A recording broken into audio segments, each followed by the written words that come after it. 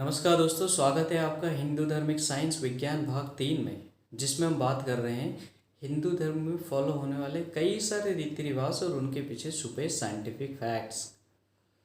तो चलिए आज शुरुआत करते हैं हवन से, यज्ञ से। क्यों हवन यज्ञ किया जाता है?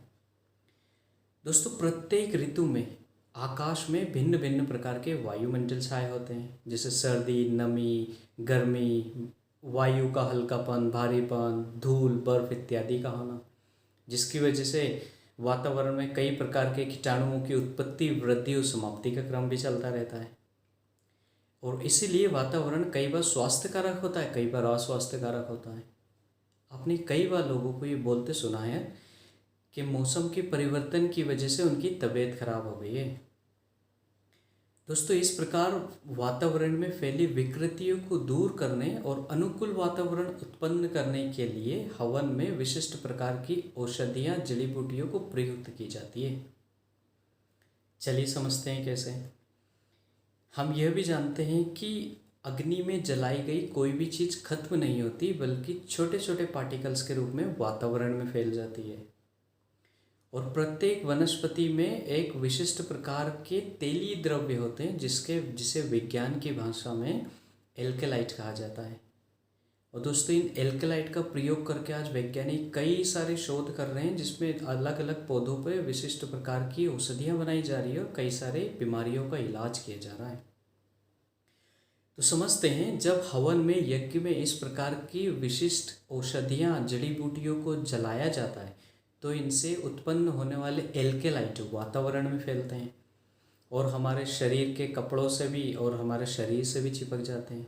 जब हम सांस लेते हैं तब ये एल्केलाइट नेचुरली हमारे शरीर में चले जाते हैं और इस प्रकार हम इन नेचुरल एल्केलाइट्स का प्रयोग करके हमारे शरीर की कई सारी बीमारियां दूर होती है, जो कि एलोपैथी को दूसरी प्रकार की दवाइयाँ खाने से कहीं बेहतर होता है।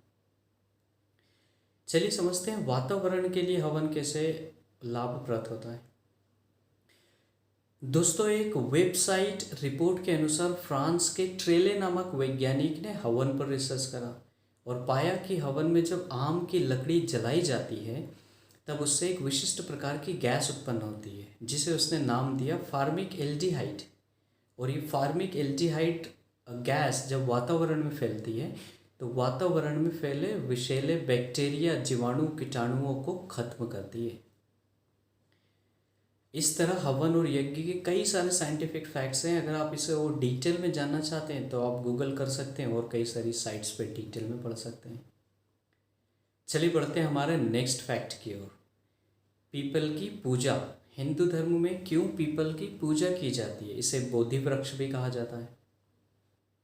दोस्तों, अगर पीपल के वृक्ष को देखें तो प्रत्यक्ष रूप से देखने में इसमें ऐसा कोई बेनिफिट नजर नहीं आते, लेकिन पीपल का वृक्ष एक ऐसा वृक्ष है जो 24 आवर्स ऑक्सीजन जनरेट करता है और इसमें एक विशिष्ट प्रकार की एबिलिटी होती है जो कि फोटोसिंथेसिस, प्रकाश संश्लेषण की विधि के द्वारा उत्पन्न होती है, जिससे ये रात में कार्बन डाइऑक्साइड भी ग्रहण कर लेता है।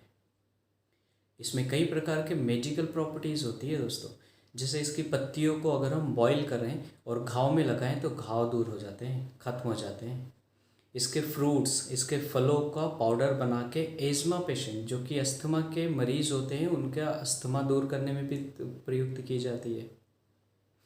आयुर्वेदिक में 50 से भी ज़्यादा ऐसी बीमारियां होती है जिसका दूर करने के लिए पीपल के वृक्ष को यूज़ किया जाता है दोस्तों, जैसे डायरिया, गैस्ट्रिक डिसऑर्डर। इसे एंटी अल्सर, एंटी बैक्टीरियल और एंटी डायबिटिक भी यूज कहा जाता है। तो दोस्तों, इस तरह पीपल के वृक्ष में कई सारी मेडिकल प्रॉपर्टीज़ और बेनिफिट होती है, जो कि सिर्फ ह्यूमन बॉडी के लिए नहीं बल्कि एनवायरनमेंट के लिए भी बहुत ज़रूरी होती है।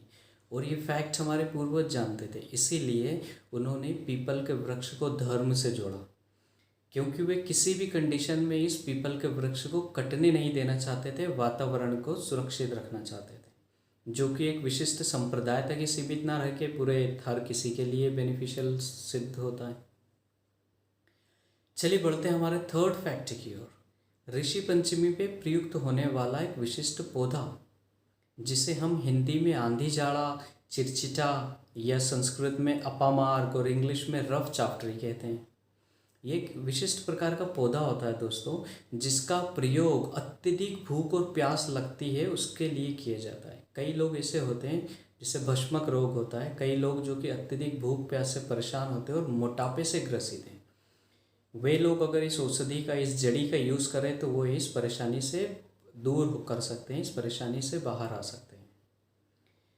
और आपने देखा होगा ऋषि पंचमी पे जब स्त्रियां इसकी डंठल को चबाती है तो इसकी मेडिकल प्रॉपर्टी की वजह से ये दांतों मसूड़ों को मजबूत करते हैं और दांतों में लगे डिके को दूर करता है।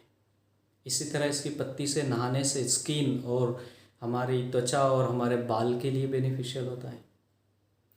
तो दोस्तों ये 3 फैक्ट्स जो मैंने आज में आपको बताएं, जिसके पीछे कई सारे साइंटिफिक फैक्ट्स हैं, समय की कमी की वजह से मैं आपको कुछ ही बातें बता सका हूँ। अगर आप इसके बारे में और डिटेल में जानना चाहते हैं तो आप इसे साइट पर सर्च कर सकते हैं। कई सारी साइट्स हैं जिस पर आप और डिटेल में इसके बारे में जान सकते हैं। चलिए दोस्तों, आज इतना ही। बने रहिए मेरे यूट्यूब चैनल के साथ and thank you very much for valuable time. धन्यवाद।